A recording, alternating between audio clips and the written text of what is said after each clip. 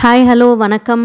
இந்த வீடியோவில் பங்கரப்பான் பஹிரி அப்படின்னு சொல்லக்கூடிய ஒரு மதுரை ரோட் சைடில் விற்கக்கூடிய ஒரு ஸ்பெஷல் ஸ்நாக் தான் பார்க்க போகிறோம்.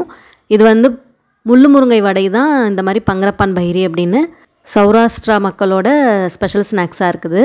அதை தான் இந்த வீடியோவில் நான் உங்களுக்கு செஞ்சு காமிக்க போகிறேன். இது பார்த்திங்கன்னா மழை மற்றும் குளிர்காலத்தில் நமக்கு ஏற்படக்கூடிய சளி, இருமல் அந்த மாதிரி தொல்லையிலேருந்து விடுபடுறதுக்கு இது ரொம்ப சூப்பராக இருக்கும். டேஸ்ட்டும் பார்த்திங்கன்னா செமையாக இருக்கும். வாங்க எப்படி பண்ணலாம் அப்படிங்கிறத பார்க்கலாம்.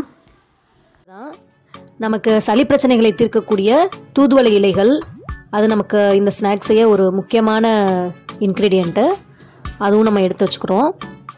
அப்புறம் கல்யாண முருங்கை வந்து முள்ளு முருங்கைன்னு சொல்லுவாங்க ஒரு சில ஊர்களில். அதுவும் நமக்கு தேவை, அதையும் நம்ம எடுத்து வச்சுக்கிறோம்.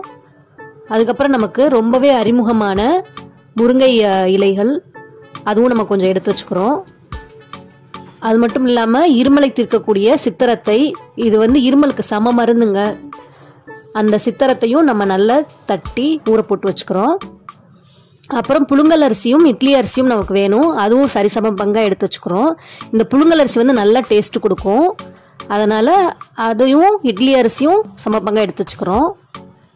இந்த சித்திரத்தை பார்த்திங்கன்னா ரொம்ப ஹார்டாக இருக்கும், கட்டை மாதிரி இருக்கும்.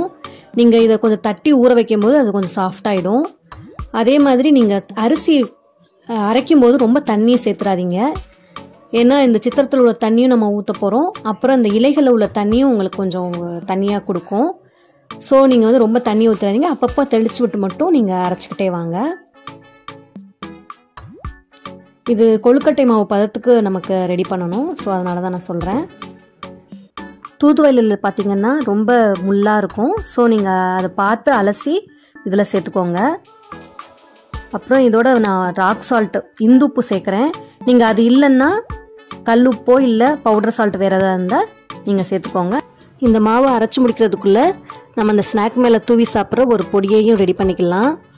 அதுக்கு தேவையான பொருட்கள் பார்த்திங்கன்னா உளுந்தம்பருப்பு, பொரிகடலை, மிளகாய் வத்தல், காய்ந்த கருவேப்பிலை, மிளகு சேர்த்துக்கோங்க.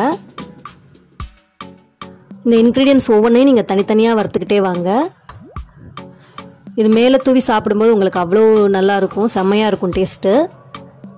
இதில் நம்ம மிளகும் சேர்த்துருக்கனால காரத்துக்கு மிளகாயும் சேர்க்குறோம், கொஞ்சம் மிளகும் சேர்க்குறனால அவ்வளோ டேஸ்ட் நல்லாயிருக்கும். பெருங்காயத்தூளும் சேர்த்துக்கோங்க. இதிலே உப்பு நீங்கள் பார்த்து கொஞ்சம் தேவையான அளவு சேர்த்துக்கோங்க. அப்புறம் காய்ந்த கருவேப்பிலை, அது ஏற்கனவே ட்ரை பண்ணி வச்சுக்கோங்க, அதையும் இதில் சேர்த்துக்கோங்க. இது வாசம் வந்து அவ்வளோ நல்லாயிருக்கும். அந்த கருவேப்பிலை வாசமும் அந்த மிளகு வாசமும் சேர்க்கும்போது அவ்வளோ சூப்பராக இருக்கும். இதை கொஞ்சம் ஆற வச்சு நம்ம பவுடராக ரெடி பண்ணிடலாம். இந்த பவுடர் பார்த்திங்கன்னா ரொம்ப கோர்ஸாகவும் வேணாம், ரொம்ப பொடியாகவும் வேணாம். நம்ம தோசை பொடி எப்படி அரைப்போமோ அதே அளவு இருக்கட்டும். இப்போ மாவு அரைச்சி எடுத்து முடிச்சாச்சு. இலைகளில் உள்ள நாரும் இந்த சித்திரத்தில் உள்ள நாரும் இந்த ஓரத்தில் வந்து கலெக்ட் ஆகி நிற்கிது பாருங்கள். கிரைண்டரில் போடும்போது இந்த மாதிரி ஓரமாக வந்து நின்றும். இதே இது நீங்கள் மிக்சியில் போடுற மாதிரி இருந்தால் இலைகளில் உள்ள நாரை எடுத்துகிட்டு கட் பண்ணி நீங்கள் மிக்சியில் சேர்த்து அரைச்சிக்கோங்க. இப்போ இந்த மாவு இந்த பதத்தில் இருக்குது. நம்ம ஒரு கைப்பிடி பச்சரிசி மாவு சேர்த்து நம்ம இந்த பதத்துக்கு கொண்டு வந்திருக்கோம். பாருங்கள், இந்த அளவு இருந்தால் போதும்.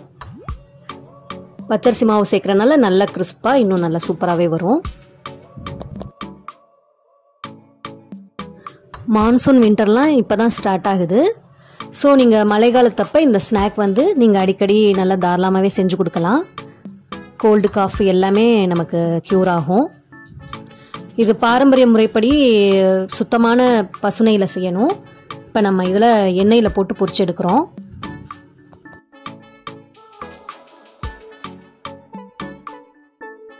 போட்டுட்டு மேலே ஒரு அழுத்தி விடுங்க, அது நல்லா உப்பி வந்துடும். உடனே திருப்பி போட்டுடலாம். இவ்வளோ அழகாக உப்பி வருது பாருங்கள். இதில் நான் அதுக்காக சோடா உப்பெல்லாம் எதுவுமே ஆட் பண்ணலை. பாருங்கள் ஃப்ரெண்ட்ஸ், எவ்வளோ அழகாக கிறிஸ்பாக வந்திருக்குன்னு. இதில் அத்தனையுமே மூலிகைகள் நிறைஞ்சது. ஸோ நம்ம எல்லாருமே சின்ன குழந்தைகள்லேருந்து பெரியவங்க வரைக்கும் எல்லாருமே இதை சாப்பிட்லாம். சுவையான முறுமுறுப்பான ஹெல்த்தி ஸ்நாக் ரெடி ஆயிடுச்சு. அப்புறம் என்ன ஃப்ரெண்ட்ஸ், ஒரு நாள் எல்லா இன்க்ரீடியன்ஸையும் கலெக்ட் பண்ணி வச்சுட்டு ஒரு தடவை ட்ரை பண்ணி பாருங்கள். நன்றி, வணக்கம்.